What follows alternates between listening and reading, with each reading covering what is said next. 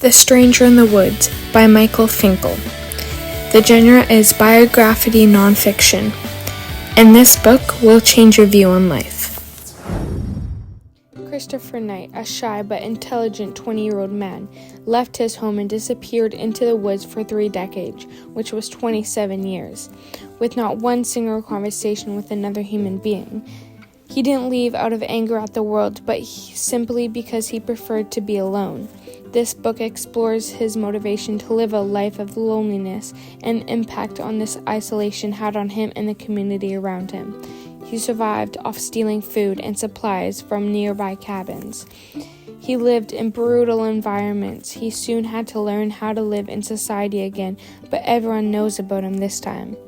The most interesting part, in my opinion, was learning how he survived in the woods for so many years with no help or electricity. How he went through the coldest winters and the hottest summers in the camp.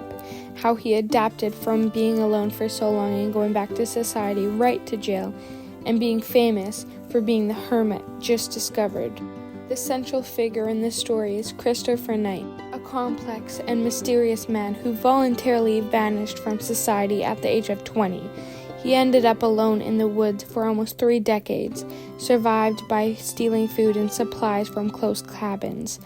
His decision to live alone, methods of survival, and explored.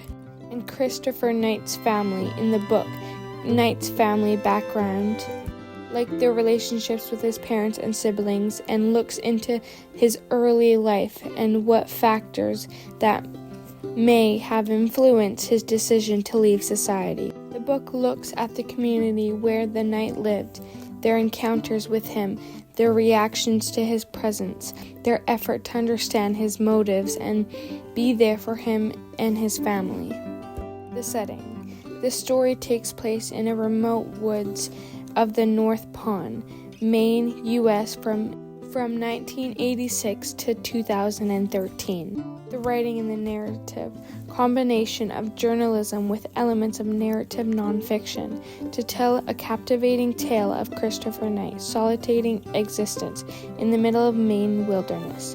The writing is captivating and thought-provoking, making a compelling read for anyone and intriguing by the mysterious of human experience and the power of the natural world.